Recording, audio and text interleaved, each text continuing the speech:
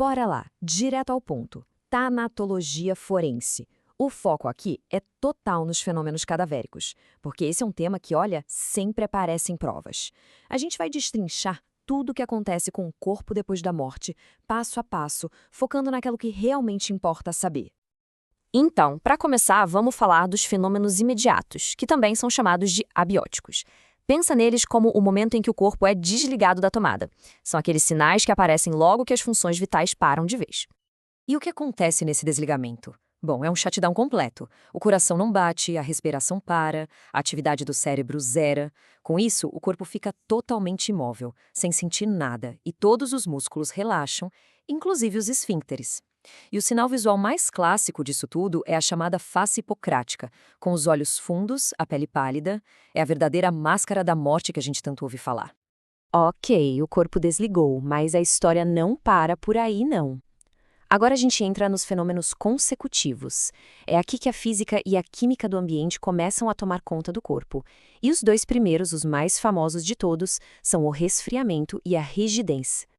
O algor mortis, esse nome pode parecer complicado, mas é só o termo técnico para o resfriamento do corpo. Pensa assim, nosso corpo é uma maquininha que gera calor o tempo todo.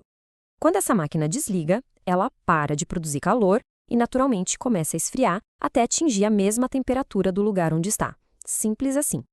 Agora, muita atenção aqui porque isso é uma clássica pegadinha de prova. Apesar do corpo esfriar, o algor mortis é um péssimo relógio para determinar a hora da morte. Sabe por quê? Porque a velocidade com que o corpo esfria depende de 1 milhão de coisas. Se o dia está quente ou frio, se a pessoa estava usando muita roupa, se ela tinha mais ou menos gordura corporal, a idade. São tantas variáveis que é quase impossível usar só isso para dar uma estimativa precisa. O próximo da lista é o rigor mortis, a famosa rigidez cadavérica. É aquele processo bem conhecido em que os músculos do corpo todo enrijecem um tempo depois da morte, deixando o corpo, bem, rígido.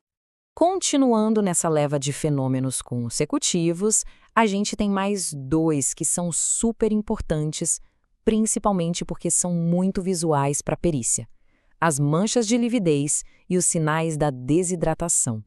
O livor mortis nada mais é do que aquelas manchas arroxeadas que aparecem na pele. Pensa comigo.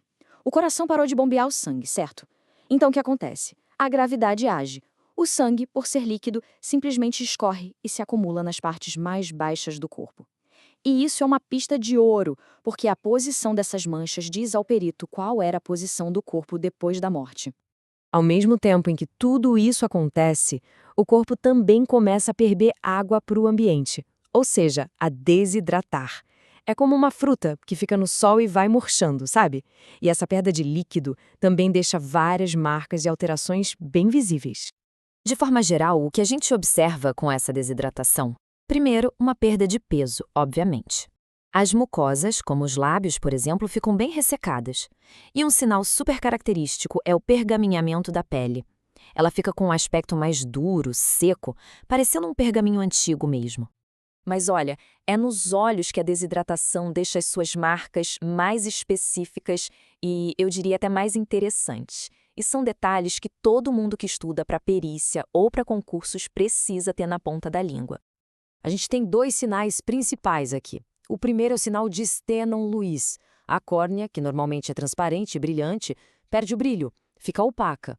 O segundo é o sinal de Sommer-Larcher. Esse é o aparecimento de uma mancha escura na esclerótica, que é a parte branca do olho. E aqui um detalhe crucial sobre o sinal de Sommer-Larcher, algo que as bancas adoram cobrar. Presta atenção. A mancha não aparece do nada em qualquer lugar. Ela segue uma direção. Começa no canto de fora do olho, na parte lateral, e vai progredindo em direção ao canto de dentro, o lado do nariz. De fora para dentro. Guardem bem essa progressão. Bom, até agora a gente viu o corpo reagindo de forma passiva. Agora a coisa muda. A gente entra nos fenômenos transformativos, quando o corpo começa a se alterar ativamente. E o processo mais comum aqui é a putrefação, que é a decomposição natural. E a putrefação segue um roteiro bem definido, dividido em 4 fases. Começa com a fase cromática, a fase da cor, marcada pela famosa mancha verde no abdômen. Depois vem a fase gasosa, em que as bactérias produzem gases e o corpo incha bastante. A terceira é a fase colicoativa, quando os tecidos começam a se liquefazer. E, por fim, a fase de esqueletização, que é quando basicamente só restam os ossos. Certo? A gente viu um monte de fenômeno, um monte de nome, mas, no fim das contas, para que serve tudo isso?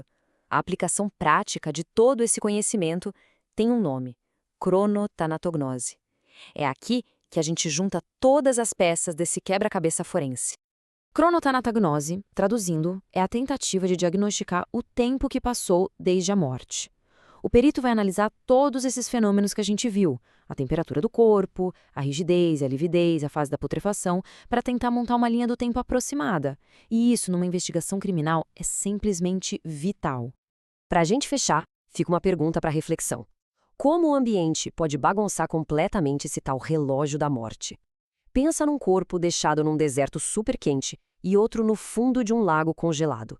O ritmo da decomposição vai ser o mesmo? De jeito nenhum. Um pode se decompor em dias, o outro pode ficar preservado por anos. Entender como o ambiente interage, acelera ou até freia esses fenômenos, isso é o que torna a ciência forense tão complexa e fascinante.